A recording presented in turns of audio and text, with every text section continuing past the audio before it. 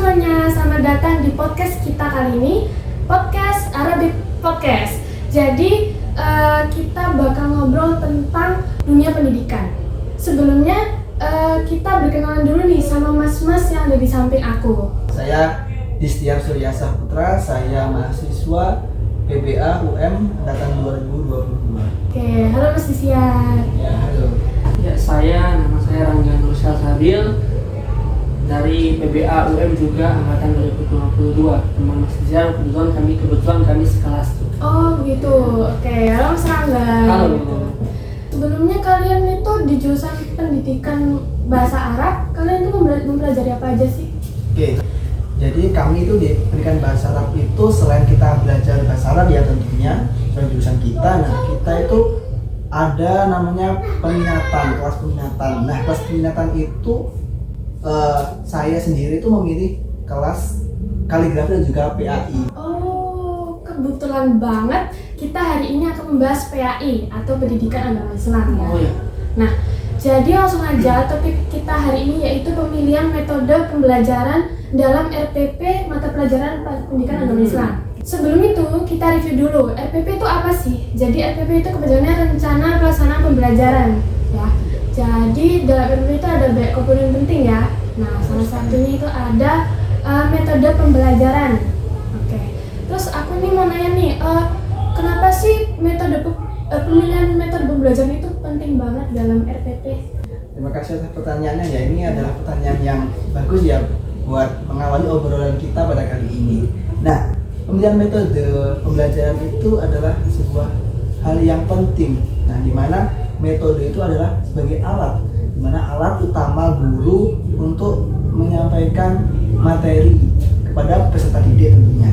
Nah, dalam pendidikan agama Islam ini menjadi hal yang sangat krusial dengan pemilihan metode yang kita terapkan pada pembelajaran kita, di mana dalam pembelajaran itu kita nggak hanya bicara tentang transfer ilmu pengetahuan saja, kan? Tapi di sini kita sebagai guru PAI juga bicara tentang bagaimana pembentukan karakter siswa dan internalisasi nilai-nilai Islam pada kehidupan sehari-hari siswa itu sendiri. Nah, kalau kita dalam pemilihan metode itu kita nggak sesuai, nggak tepat, nah bisa jadi siswa itu akan kurang paham atas materi yang kita sampaikan itu. Nah, selain itu juga bisa juga siswa itu malah kehilangan minat dan motivasi belajar mereka karena dirasa materinya itu kurang menarik bagi mereka. Makanya pemilihan metode ini adalah penting bagi seorang guru untuk melakukan pembelajaran kepada siswa. Nah, jadi metode itu kayak jembatan antara apa yang mau kita ajarkan dan gimana siswa itu bisa memahami dan menghayati materi yang kita sampaikan. Nah, itu kalau menurut dari saya. Oh, seperti itu. Mungkin ada tambahan dari Mas Rangga mungkin? Mungkin tambahannya sudah secara garis besar ya dijelaskan juga kenapa sudah dijelaskan secara garis besar ya kenapa pemilihan metode sangat penting dalam RPP oleh Mas Distiar dijelaskan. Mungkin nambah sedikit dari saya, selain sebagai komponen penting, metode juga itu adalah sebuah peran ya, memiliki peran yang penting juga. Memiliki peran yaitu sebagai pendukung diferensiasi belajar. Jadi sudah menjadi konsep umum bagi kita bahwa setiap kelas, setiap lingkungan belajar itu ada namanya perbedaan, ada namanya diferensiasi. Mungkin ada siswa yang aktif banget, ada yang setengah aktif, ada yang setengah pasif, ada yang pasif banget. Nanti gitu lah kan. Ya, nah, benar. itu diferensiasi belajar itu harus dipersatukan agar kondisi kita itu menjadi kondusif. Nah, gimana caranya? Salah satunya dengan menggunakan metode pembelajaran ini. Nah, metode pembelajaran inilah yang mempersatukan kondisi kelas tadi itu, mempersatukan perbedaan-perbedaan yang ada dalam kelas tersebut. Nah, sehingga perbedaan itu bukan kita hilangkan. Jadi perbedaan itu nggak boleh kita hilangkan. Semisal orang yang pasif tadi itu harus kita keluarkan, atau orang yang aktif tadi harus kita keluarkan, kan nggak bisa gitu ya. Jadi harus kita persatukan, yaitu dengan cara menggunakan metode pembelajaran seperti itu. Wah, Oke, berarti sepenting itu ya metode pembelajaran. Sangat penting. Terus dalam memilih metode belajar itu pasti ada prinsip-prinsip utama yang harus kita pertimbangkan ya. Mungkin bisa disampaikan oleh Sistian. Oke, nah bicara mengenai prinsip utama yang harus kita pertimbangkan dalam pemilihan metode pembelajaran ini sendiri. Nah, ada beberapa prinsip yang utama. Nah, yang pertama itu adalah relevansi. Nah, di mana relevansi ini kaitannya dengan metode yang kita pilih itu harus sesuai dengan kompetensi dasar yang ada dalam kurikulum. Nah, selain itu juga harus relevan juga dengan tujuan pembelajaran yang kita buat. Nah, dimana ketika metode pembelajaran yang kita pilih tidak sesuai dengan tujuan dan kompetensi dasar itu, maka akan rancau. Sebenarnya pembelajaran kita itu mau dibawa kemana arahnya, itu kan makanya kan menjadi pertanyaan bagi seorang siswa. Itu kalau menurut dari saya. Nah, kemudian yang kedua adalah dari konteks siswanya itu sendiri, Mbak. Nah, dimana sebagai seorang guru itu kita harus mengetahui karakteristik peserta didik kita. Nah, apakah peserta didik kita itu senang dengan gaya belajar visual atau senang dengan gaya belajar audiolingual atau bahkan senang dengan kinestetik, seperti itu gaya belajarnya. Nah, contohnya ketika kita menggunakan metode audiolingual, kita berikan ceramah terus setiap hari. Nah, mungkin siswa yang karakteristiknya itu gaya belajarnya dengan visual akan bosan dan tidak fokus biasanya. Nah, itu kita bisa terapkan juga metode mind mapping atau ada itu storytelling, agar siswa yang memiliki gaya belajar visual itu lebih tertarik dan lebih semangat untuk belajarnya. Jadi semuanya itu bisa enjoy dalam belajar itu, dan belajar itu tidak menjadi sebuah beban. Mungkin dari Mas Rangga mungkin ada tambahan?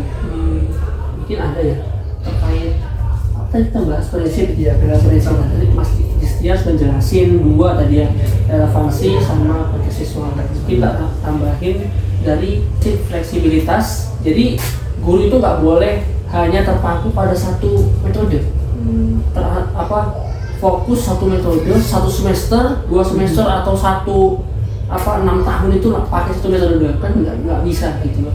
Jadi guru itu ketika merencanakan metode pembelajaran juga harus melihat sikon seperti itu. Kalau semisal emang dirasa metodenya itu kurang, ya udah berarti dicari cara gimana caranya metode ini menarik atau kita ganti dengan metode yang lain. Itu fleksibilitas. Jadi guru itu nggak boleh hanya terpaku pada satu metode aja. Nah, mungkin selain fleksibilitas tadi itu ada prinsip efektivitas juga. Kurang lebih sama ya. Nah, cuma yang beda ini adalah efektivitas ini kalau emang dirasa metode yang kita gunakan itu nggak efektif, itu nggak bisa kita paksakan kita gunakan terus. Semisal kita pakai di pertemuan pertama ya, ternyata di pertemuan pertama ini siswa itu emang terlihat nggak efektif banget. Siswanya ngantukan, terus gurunya juga nggak terlalu paham ibaratnya gitu dengan metode yang diajarkan, sudah terlihat jelas tidak efektif. Nah, ini nggak bisa dilanjutin. Harus ada evaluasi kita bagaimana metode ini kita ubah, kita modif agar menarik atau kita ganti. Nah, itu prinsip efektivitas sehingga kedepannya metode yang kita pakai itu akan selalu efektif. Seperti itu. Berarti memang metode belajar itu bisa diubah ya? Oh iya bisa banget bisa diubah karena tadi itu prinsip efektivitas ini nggak boleh dipaksain. Kalau semisal emang udah direncanain di RPP, otomatis kalau kita ganti metodenya, RPP kita ganti lagi, kita perbarui seperti itu. Jadi nggak ada larangan, nggak ada yang sesuatu yang melarang secara mutlak untuk mengganti namanya tadi itu apa?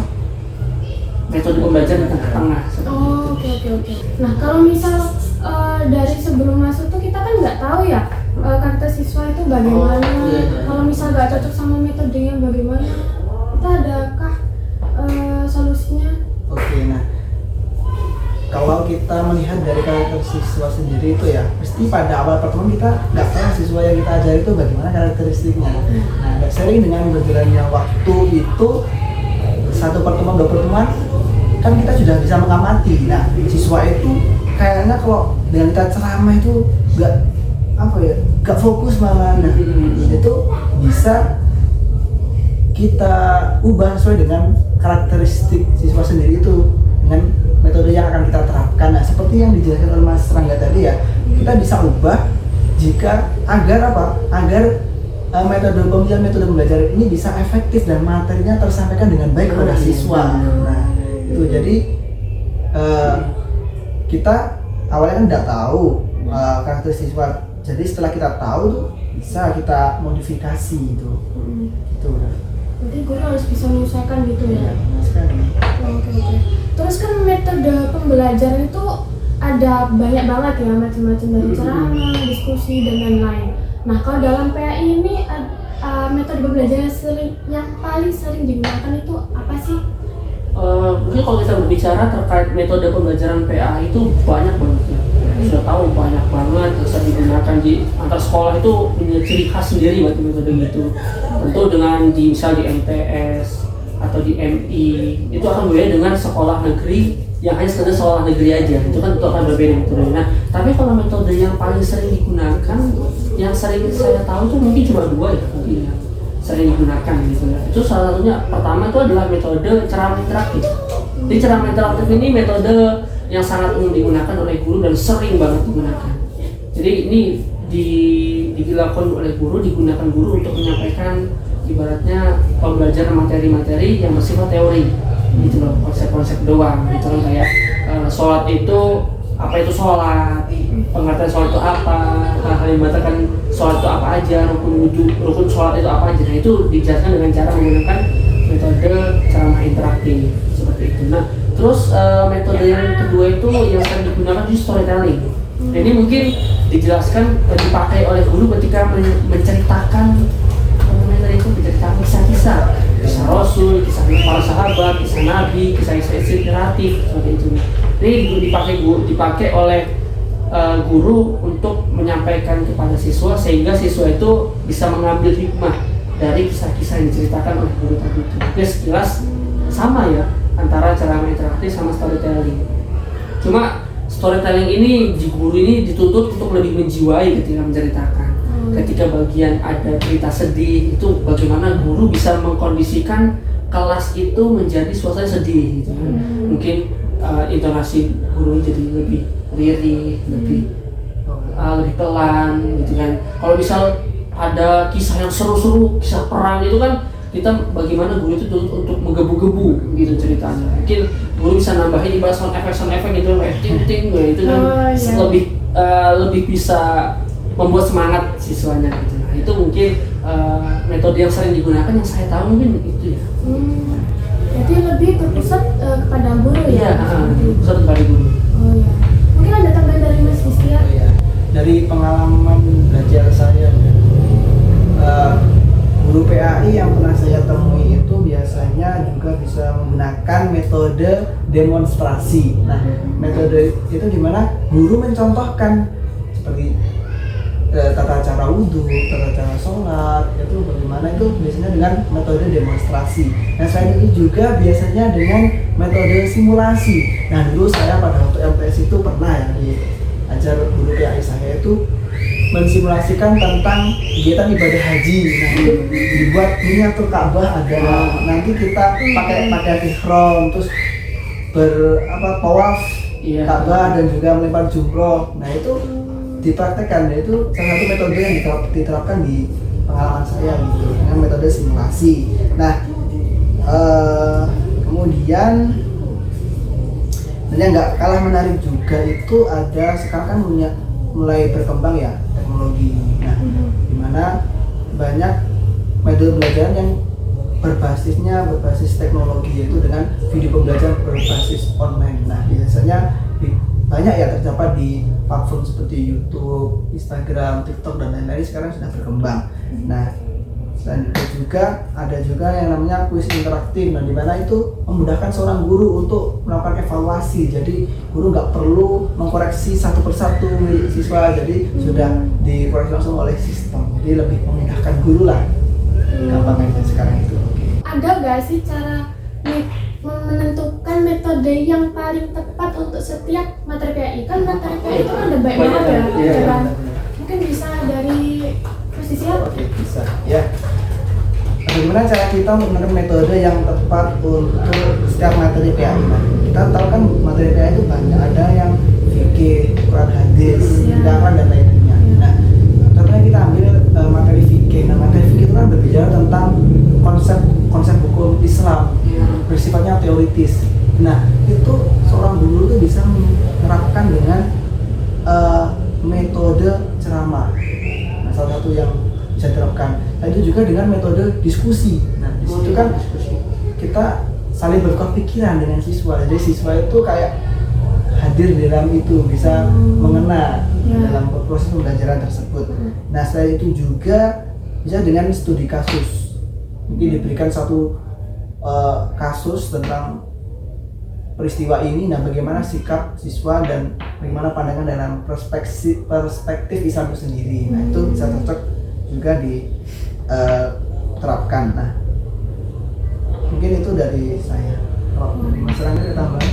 Mungkin sudah mungkin yang banyak ya dijelasin sama Mas Dizir ya, mungkin sudah mewakili, tapi mungkin sedikit ada tambahan sedikit ya. Mungkin kalau tadi Mas Dizir sudah jelasin dari teori ya, bagaimana kita itu menyesuaikan metode pembelajaran dengan materi yang bersifat teori, yang sifatnya teori gitu. Nah, terus lalu bagaimana kalau misal materinya itu sifatnya praktek?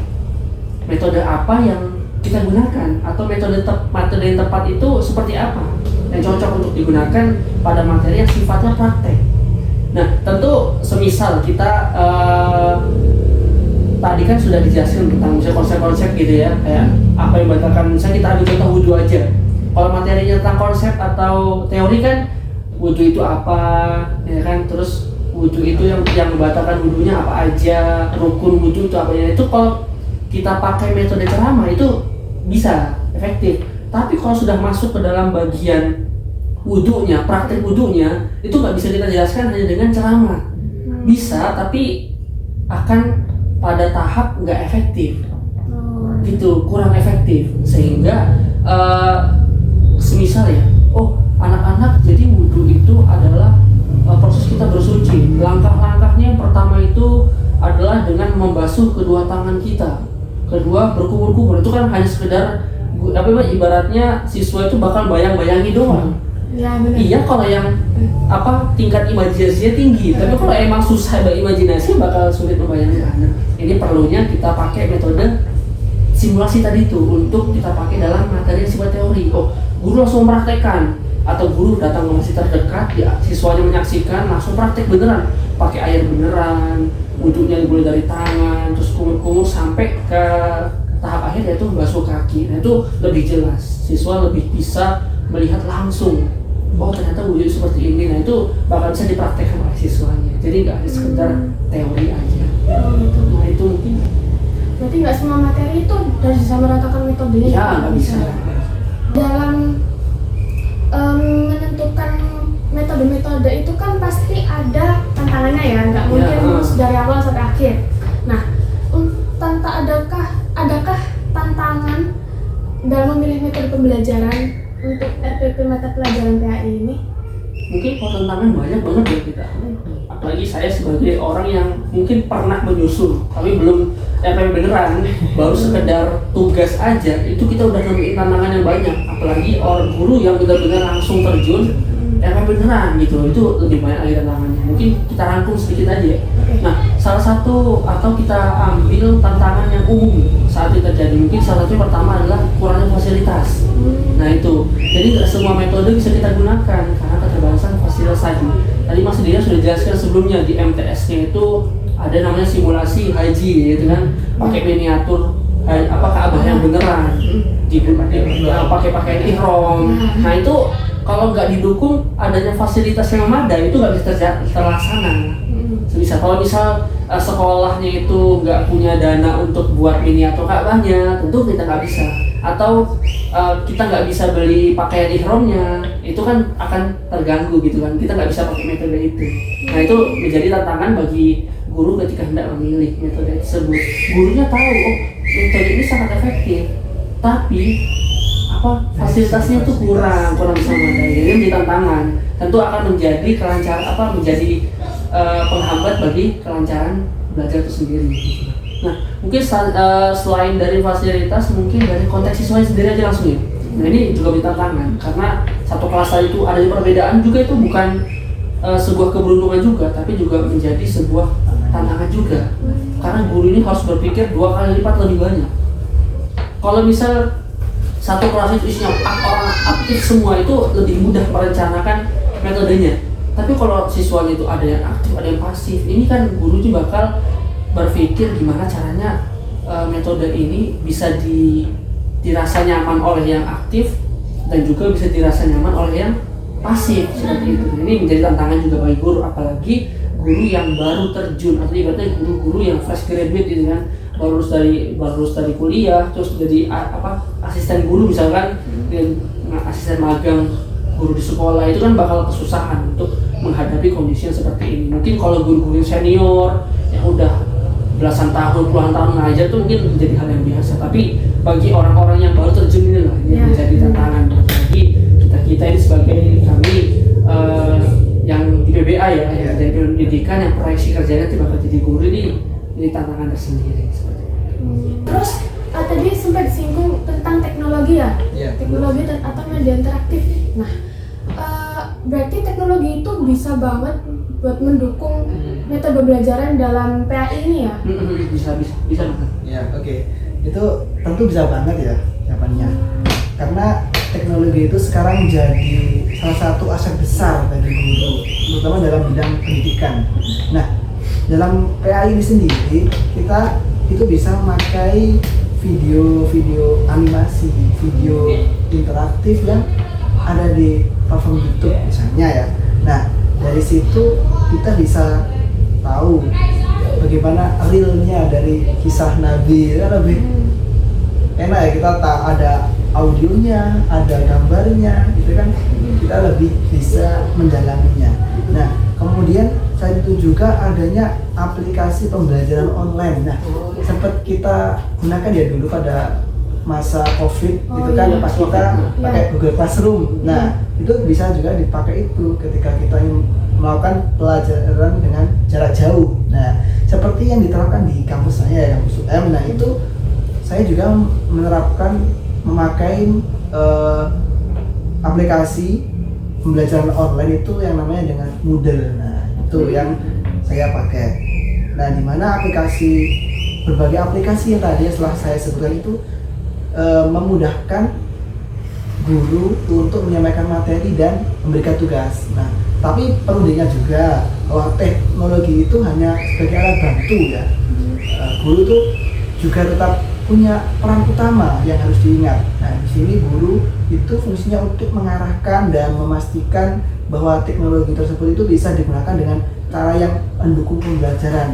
Nah, selain itu juga guru itu harus tetap belajar dan mengupdate soal metode-metode baru yang sesuai dengan perkembangan zaman dengan kemajuan teknologi ini sendiri. Nah, itu. Jadi metode itu dengan teknologi itu sangat mendukung bagi penerapan metode baru yang ingin kita terapkan. Jadi banyak banget ya macamnya itu ya. Oke. Terus cara kita tahu metode pembelajaran itu nyampe ke siswanya atau efektif lah istilahnya itu. Gimana caranya? Nah, itu mungkin bisa kita pakai 3 cara ya. Nah, bisa kita pilih cara itu pakai cara apa aja, atau mungkin kita kombinasi langsung 3 apa, tapi pilih salah satu juga bisa.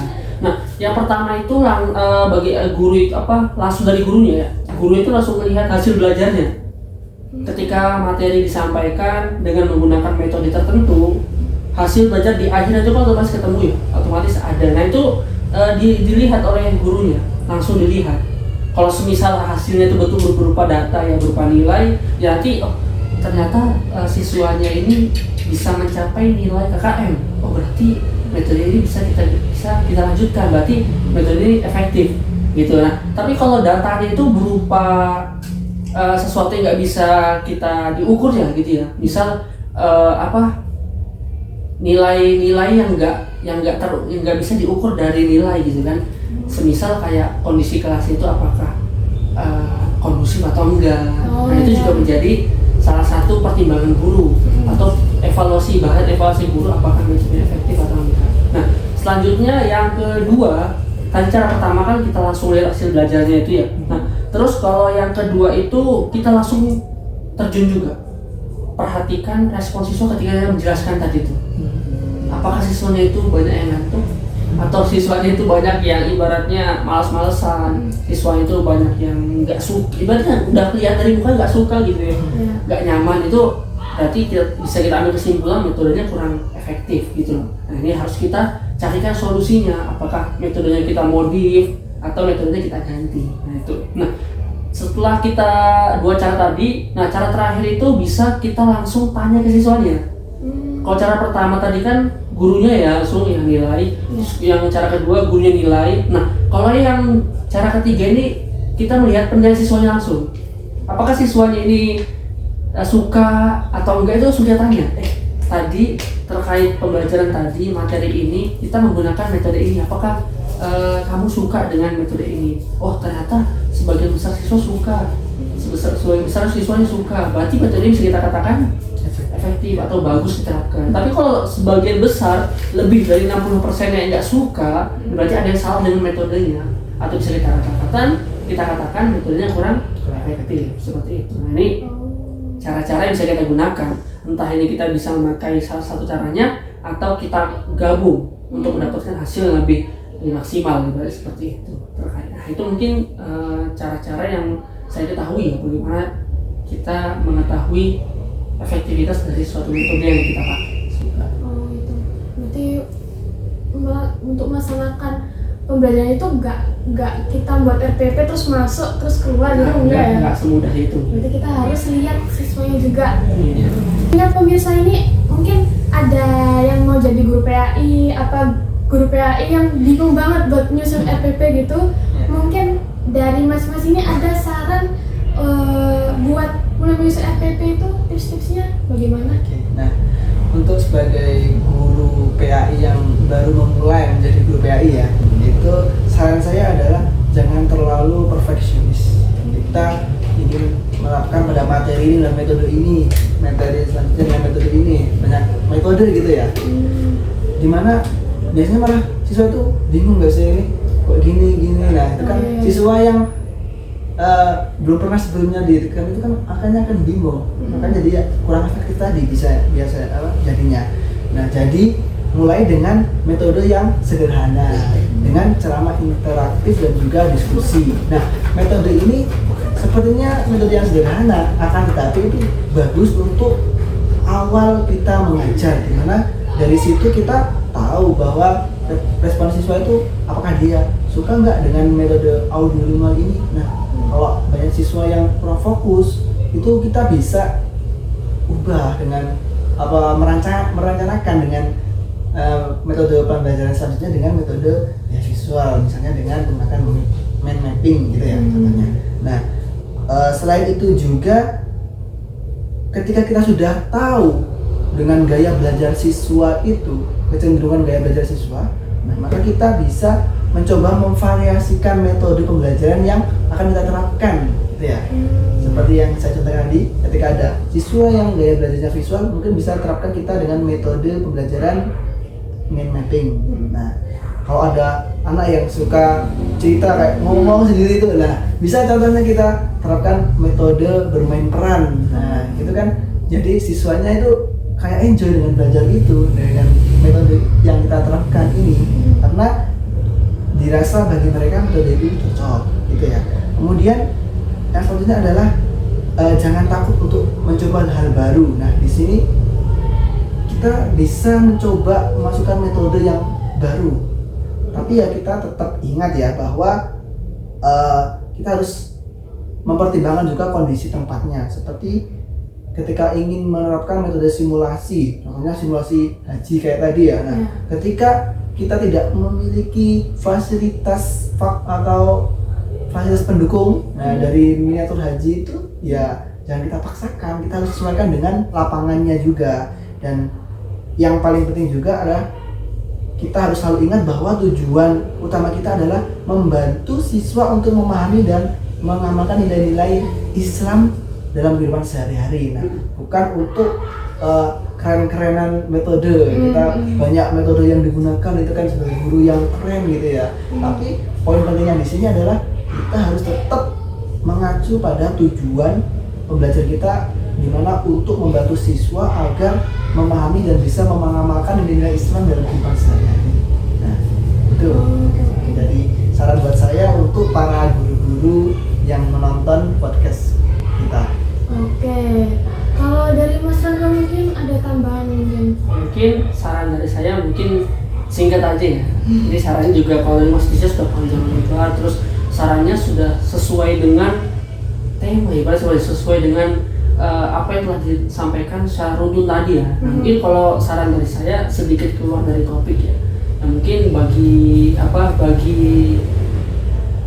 teman-teman di luar sana yang pengen jadi guru nanti, yang akan mendapat tugas buat RPP, buat metode belajar, itu mungkin saran saya jangan terlalu dijadiin beban.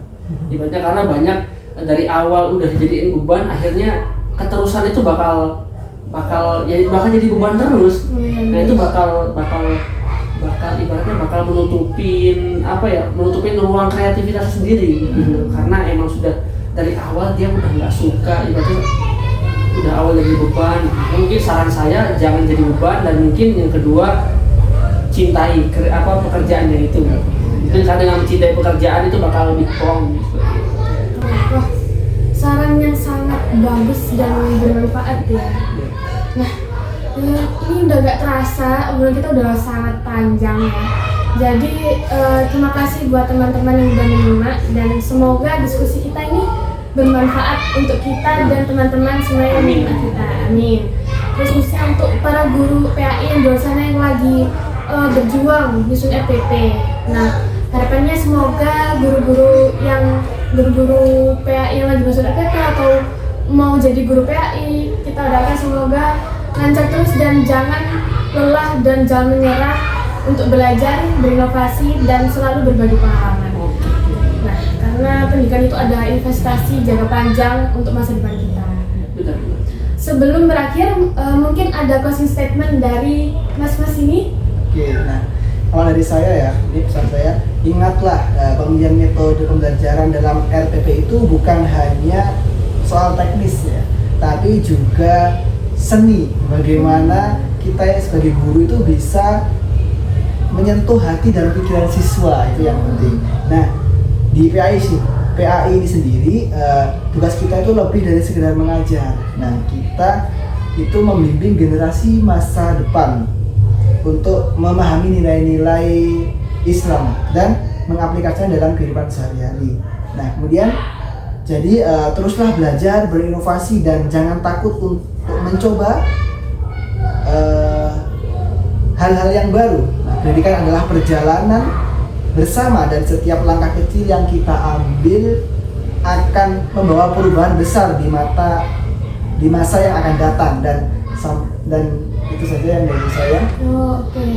Mungkin dari Mas Rangga mungkin ada proses saran dari saya sepenuhnya sudah diwakilkan mungkin sama. Mungkin serupa sedikit lah. Oke, kasih statement yang sangat bagus ya kalau sangat. Oke, mungkin sampai di sini saja. Semoga bermanfaat untuk kalian semua. Sampai jumpa di episode berikutnya. Wassalamualaikum warahmatullahi wabarakatuh. Dadah.